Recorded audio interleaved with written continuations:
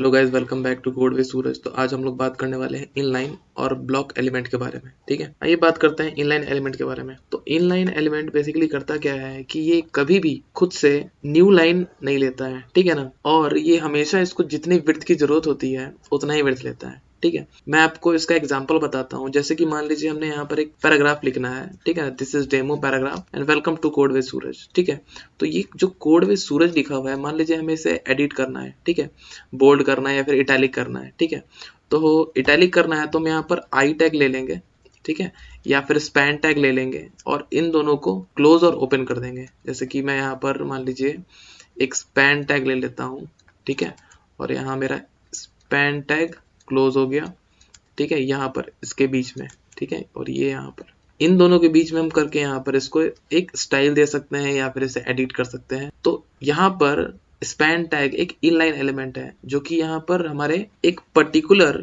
Line के बीच में और एक मिनिमम विड्थ के साथ उसे एडिट कर रहा है। ठीक है, तो बस इतना याद रखना है गाइस कि स्पैन टैग वहां लगेगा जहां पर हमें मिनिमम विड्थ की रिक्वायरमेंट हो और इनलाइन पैराग्राफ में यूज करना है।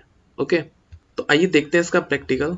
और प्रैक्टिकल देखने से पहले मैं आप लोग को इसका कुछ एग्जांपल देता हूँ और मैं बताता हूँ कि वो इनलाइन एलिमेंट है। जैसे कि यहाँ एक एग्जांपल मैंने बताया है, ठीक है। तो ये एग्जांपल है, जैसे कि हम यहाँ देख रहे हैं कि हमने यहाँ पर एक पैराग्राफ लिया है, welcome to code with Suraj.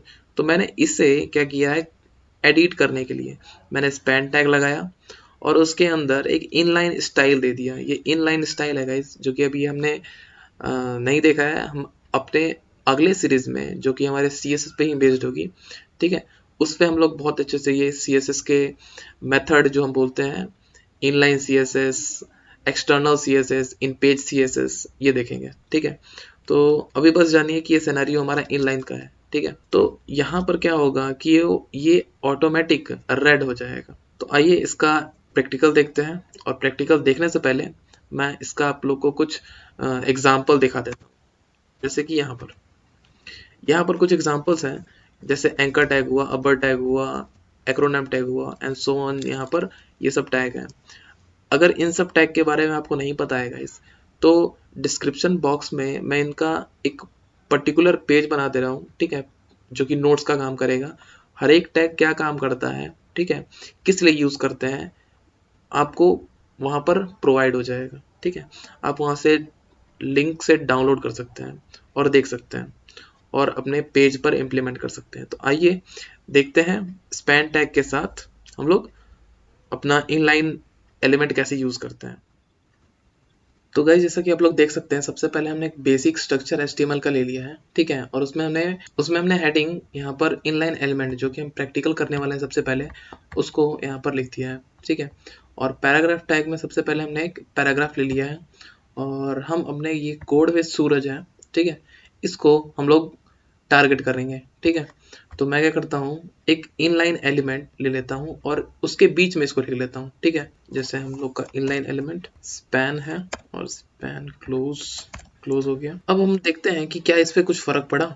Save करके देखते हैं, तो कोई फर्क नहीं पड़ा। मैं रिफ्रेश करता हूँ तो कोई फर्क नहीं पड़ा। देखिए गाइस, ये जैसा था वैसा एज इट इज है अभी तक। ठीक है, मैं यहाँ पर क्या करता हूँ, इसमें स्टाइल देता हूँ। ये बेसिकली इनलाइन स्टाइल है गाइस। यहाँ पर हमने स्पैन टैग में एक सिंपल इनलाइन स्टाइल दिया है और जिसमें बताया कि कलर इसका रेड हो जाए, ठीक है, जो इसके अंदर बंद है। तो मैं इसको सेव करके आप लोग को दिखाता हूँ गाइस। अपने ब्राउजर पे चलते हैं तो देखिए, आप लोग देख सकते हैं इसका कलर अब रेड हो चुका है। ठीक है, लेकिन ये अपने उसी पोजीशन पे है। ठीक है, तो अगर मैं यहाँ पर फिर से एक पैराग्राफ ले लूँ, पैराग्राफ टैग ले लूँ, जो कि हमारा ब्लॉक लेवल एलिमेंट है, पैराग्राफ टैग, ठीक है, और मैं यहाँ पर हेलो लिख लेता हूँ और इसको पैराग्राफ टैग को बंद कर ले, मैं सेव करता हूँ तो ये ऑटोमेटिक न्यू लाइन ले लेगा। ठीक है, अगर मान लीजिए मैं यहाँ पर स्पैन टैग लूँ और इसके अंदर फिर से हम लिखते हैं हेलो वर्ल्ड, ठीक है, और इसको सेव करके मैं आप लोग को दिखाता हूँ गाइस। तो इसने भी नया एलिमेंट लिया। रीजन यहाँ ये है कि अभी हमने यहाँ पर जो पैराग्राफ, सबसे पहला पैराग्राफ है, इसका क्लोजिंग अभी बंद हुआ है। ठीक है, तो उसके बाद इसने जो लिया यहाँ पर वो ब्रेक ले लिया। ठीक है, अगर मैं इसी को फिर से कॉपी करूँ, स्पैन टैग को कॉपी करके यहाँ पर पेस्ट करूँ अगर और सेव करके दिखाऊं, तो ये एज इट इज उसके बाद आ जाएगा। ठीक है, तो ये होता है स्पैन टैग का पावर, जो कि इनलाइन ही वर्ड्स या हमारे कंटेंट को कैरी करवाता है। ठीक है, तो आई होप आप लोग समझ चुके होंगे गाइस। तो आइए जानते हैं ब्लॉक लेवल एलिमेंट क्या होता है। सो ब्लॉक लेवल एलिमेंट वैसा एलिमेंट होता है जो कि हमें हमेशा by default new line provide करता है, ठीक है, और हमेशा ये फुल विड्थ लेता है, जितना मैक्सिमम विड्थ ले सके उतना मैक्सिमम विड्थ लेता है ये, ठीक है। जैसे कि मैं आपको एक बताता हूँ कि ये हमारा मान लीजिए HTML पेज है, ठीक है, ये HTML पेज है हमारा, ठीक है। अभी हमने यहाँ पर एक div डिफाइन किया है और वो div यहाँ पर ऐसे बना हुआ है, ठीक है, तो ये ब्लॉक हो गया। अभी फिर से हम एक div बनाएंगे तो ये यहाँ पर आएगा, ठीक है। ये कभी भी हमेशा इस फेज में काम नहीं करता है। अगर हमें यहाँ div बनाना होगा तो उसका स्टाइलिंग करना पड़ेगा, ठीक है।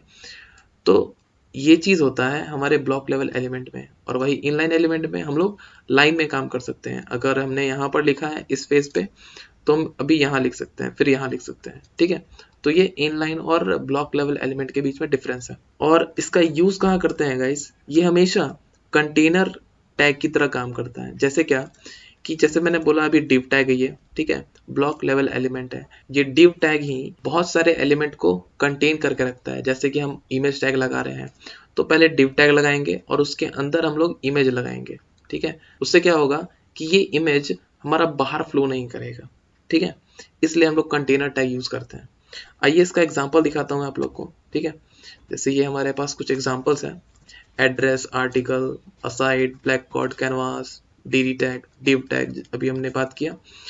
तो ऐसे करके बहुत सारे टैग हैं, ठीक है। तो देखते हैं इसका प्रैक्टिकल। मैं अब यहाँ पर ब्लॉक लेवल एलिमेंट का एग्जांपल लेते हैं। तो सबसे पहले हम लोग div टैग क्रिएट कर लेते हैं। इसके अंदर हम लोग पैराग्राफ लिख लेते हैं। सो हमने यहाँ पर एक पैराग्राफ लिख लिया है और अब हम सेव करते हैं और इसको पहले देखते हैं। तो मैंने देखा यहाँ पर ये एक ब्लॉक लेवल एलिमेंट है, जिसने एक ब्लॉक ले लिया, ठीक है। मैं क्या करता हूँ, यहाँ पर फिर से एक ब्लॉक लेवल एलिमेंट लेता हूँ। जब भी हम जितनी बार भी लें इसको, ये एक नया ब्लॉक ही क्रिएट करेगा। ये हर बार नया ब्लॉक क्रिएट करेगा और नया वैल्यू लेगा। मैं सेव करके दिखाता हूँ। तो इसने हर बार एक नया वैल्यू लिया और नया ब्लॉक क्रिएट किया, ठीक है। तो ये डिफरेंस है इनलाइन और ब्लॉक में, ठीक है। Thank you for watching.